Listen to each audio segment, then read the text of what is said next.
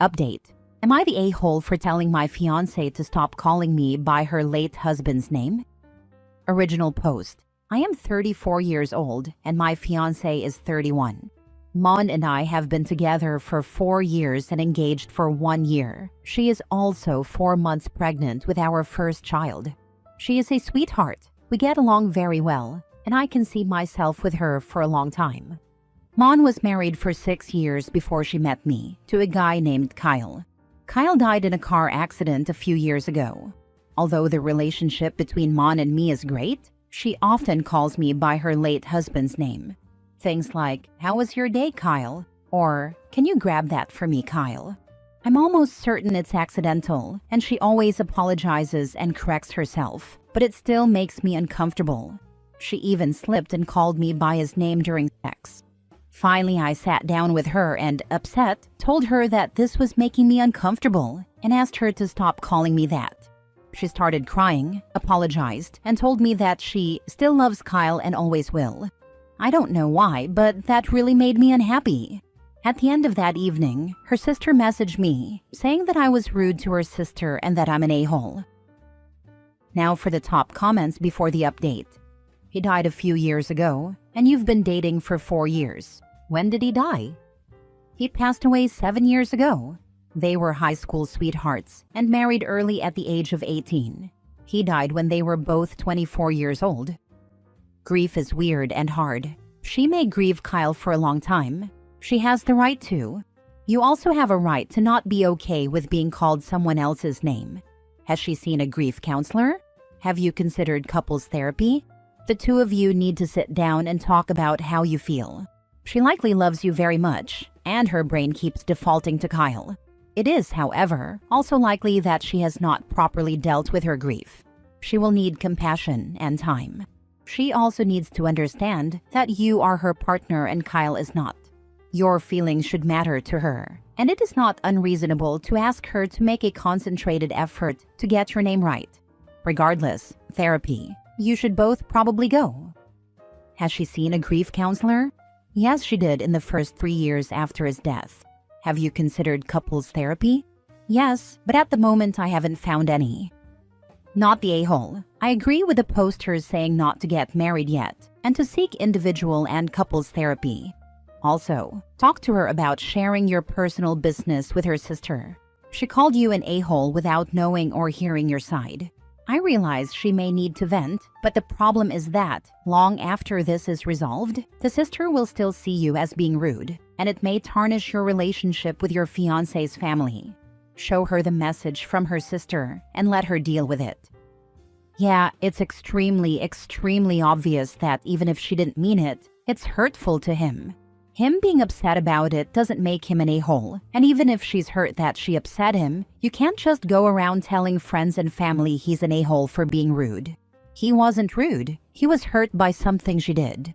It sucks for her if it's unintentional, but giving the impression to other people that he did something wrong is honestly pretty outrageous. Saying you're upset to friends is fine, but being honest and saying it's ultimately your fault and your partner did nothing wrong is key. Poisoning relationships by painting OP as being rude or unreasonable is messed up. You're right, he should show the text from her sister, say that's unacceptable as he did nothing wrong, and expect an apology from her. Now for the first update 4 months later. Since that day, Mon and I have been in couples therapy, and she has returned to the first therapist who treated her during the first 3 years of her grief. Obviously, it hasn't been easy. Our daughter was born a month ago, and Mon is still going through a lot, which makes taking care of a baby in the middle of all this even more complicated. Luckily, our parents are helping us with the baby. We've decided to postpone the wedding indefinitely. A lot has come up in therapy, such as finding out that Mon cries for Kyle when I'm not around. This can happen monthly, 3 times a month, or not at all. She also admitted that she doesn't feel comfortable talking deeply with me about it because she thinks I would get upset, which is nonsense considering I've heard stories about him before and never showed any sign of being upset. Some of her statements in therapy, like, "I will never love anyone like I loved him," hurt me a lot. I feel more and more that this relationship is doomed to failure. However, this doesn't mean I'm giving up. I really love her, but I'm not extremely optimistic. I'm trying to work as much as possible on the relationship, mainly for the sake of our daughter. I'm sorry, OP. My heart breaks for both of you. Make sure you take care of yourself through all this and be prepared for the worst, even as you work toward the best.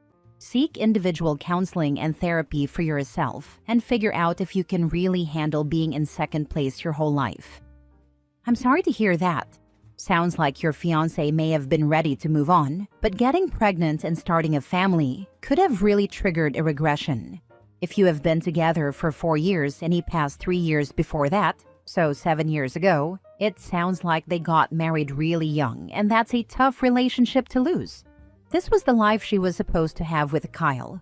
Unfortunately, 2 things can be true. She can love you, but know deep down she will never love you like she loved Kyle. No 2 loves are the same. Hopefully with therapy, you guys can find your happy place. Second update 1 year after the first post. So, a lot has changed. Not everything has been easy, but I think, in a way, we're finding a new balance. Therapy has helped us a lot, both individually for her and as a couple. Mon is better at separating the past from the present, and she no longer calls me Kyle by mistake. We've been able to talk more openly, and she feels more comfortable discussing the past and her feelings in depth. Our daughter is growing up so fast, and I can't even imagine going through all of this without our family support. As for the marriage, it's still on pause. It's something we want at the right time. I can really see that she's putting in a lot of effort. She's been talking a lot with her sister, and we go out with her and her boyfriend quite often. My sister-in-law has always been somewhat protective of her and is genuinely concerned about her improvement. Aside from the usual small arguments, I'm managing to stay optimistic about the future. Some of the comments on my first post helped me a lot in the early stages, and I'm really grateful. The sister was in the wrong to text him in the first update. There's a lot to unpack about dating a widow or widower, and it boils down to effort and understanding from both parties. But the sister was clearly in the wrong to cross from passive listener to actively snarking at OP. OP isn't rude for asking his fiancée not to call him by another man's name during intimacy, especially after 4 years together and a kid now on the way. This should have been handled much sooner. I agree the sister was wrong, but I'm guessing she was under the mistaken impression that OP was telling her to stop bringing up Kyle, when OP really just wanted her to stop calling him Kyle, since that seems to be how OP's wife took it at the time.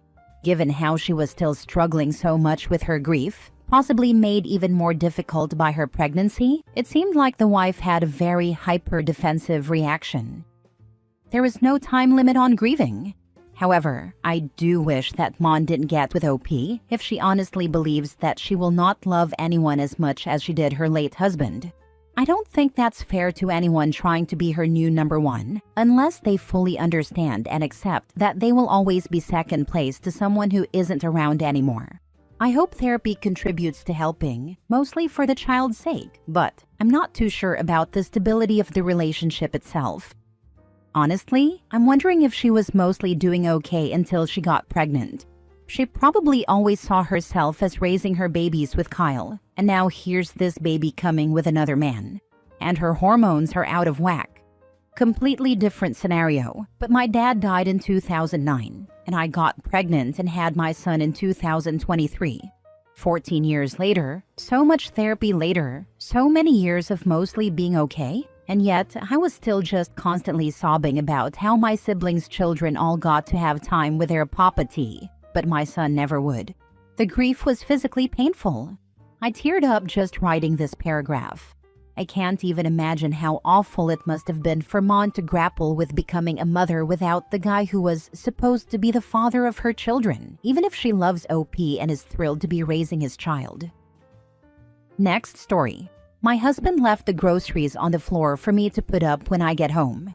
Am I the a-hole if I refuse to touch them? Original post. My husband and I went grocery shopping, and afterward, he dropped me off at the nail salon while he went home with the groceries. I thought that since he went home, he would have put the groceries away.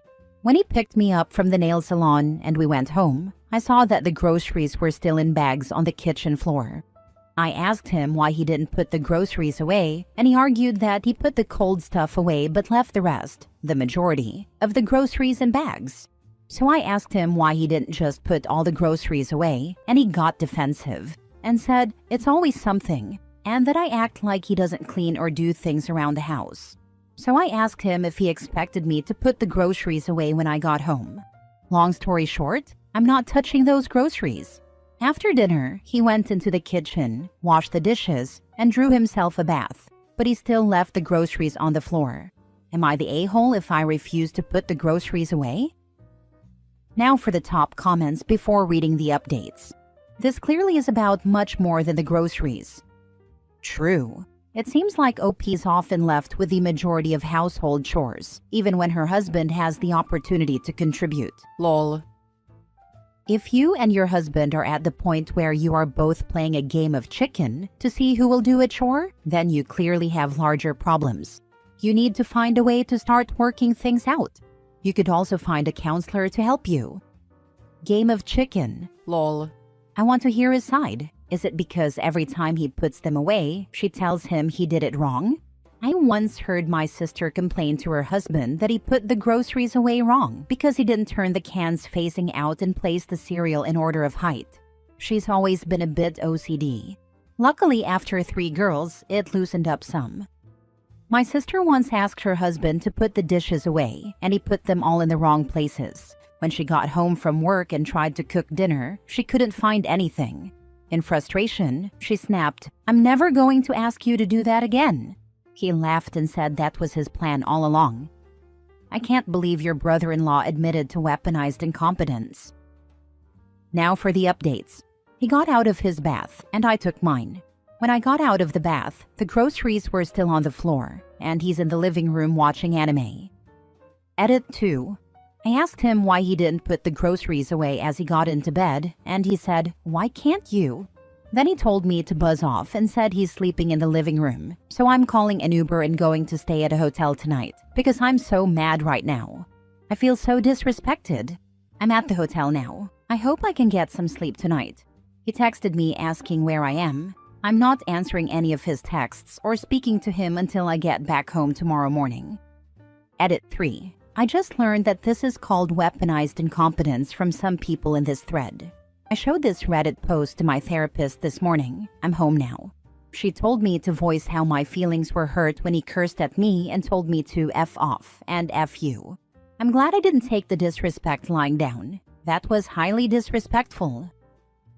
Next story. Am I the a-hole getting my ex in trouble during therapy with me and his current wife?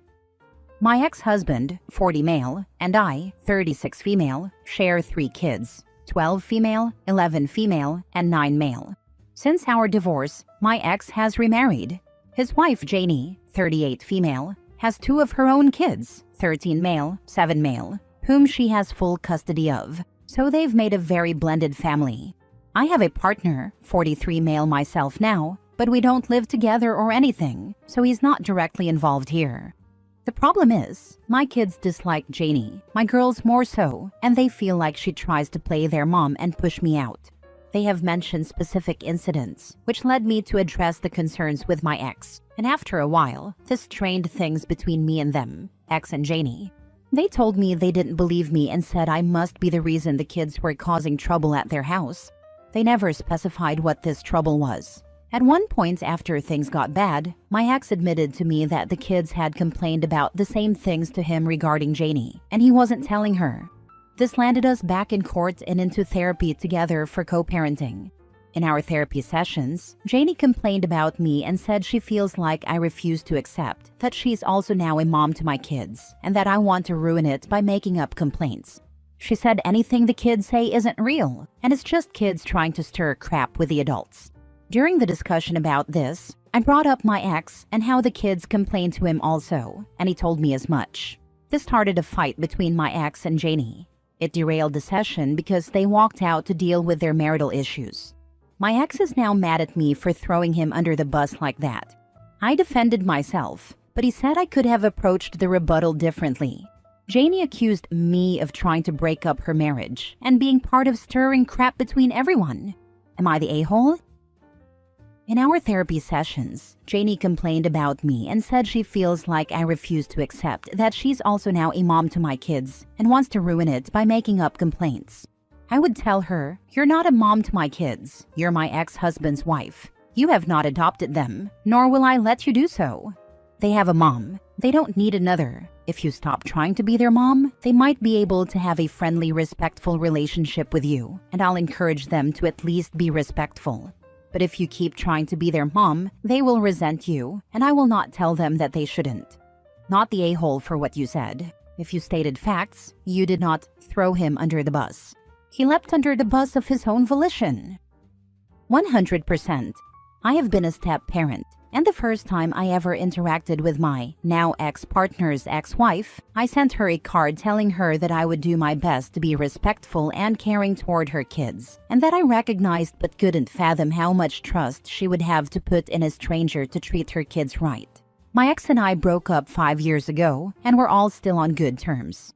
OP's ex caused his own mess by not being honest with his wife, and his wife caused her own mess by saying that anything the kids say isn't real and claiming that she's a mom to someone else's kids. Damn, a little respect goes a really long way. Not the a-hole. Not the a-hole. Your kids' feelings should be the priority here, and if they are consistently expressing discomfort about Janie, that deserves to be taken seriously. It's concerning that your ex dismissed their concerns until it became a bigger issue. Janie seems more focused on claiming a mom role rather than listening to how the kids actually feel. A step-parent should earn that place through respect and trust, not force it. The fact that your ex finally admitted the kids were telling him the same things but hid it from Janie says a lot. He likely knew she wouldn't take it well, which is exactly what happened in therapy. You didn't ruin anything, you just told the truth, and it's not your fault that it exposed cracks in their marriage. Keep advocating for your kids, and hopefully, therapy will help them realize they need to actually listen instead of dismissing their feelings. Last story. Am I the a-hole for leaving my date at the bar after she insulted my kids? I am a 26 male. About a month ago, I met a girl, Hope, 25 female, at this gaming group I attend. We're just in the talking stage now, but I like her a lot. Something to know about me is that I am divorced. I have 2 daughters, 5 female and 3 female, and split custody with my ex. I have the kids every other weekend and on Wednesdays and Thursdays.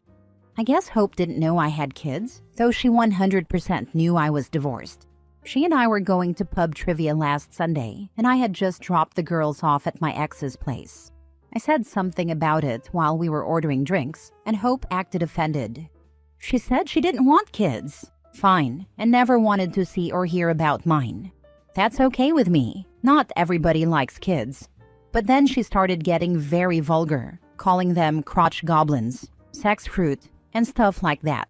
I nicely told her to stop or I'd leave, but she just kept going. I told her I was ready to go, canceled my drink, and went home. We haven't talked since, and it's been almost a week.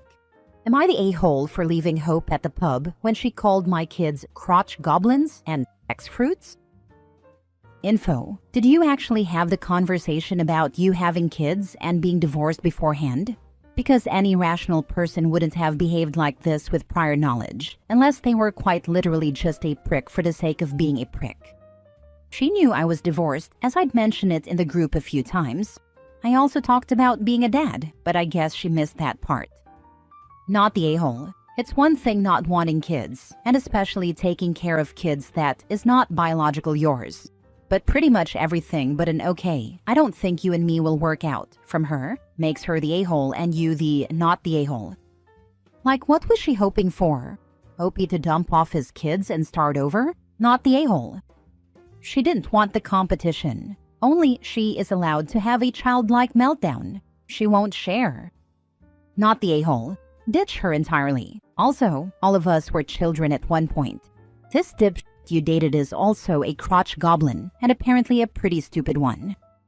You dodged a bullet, my friend. Just imagine what would have happened if you were married. She would have treated them like lepers behind your back.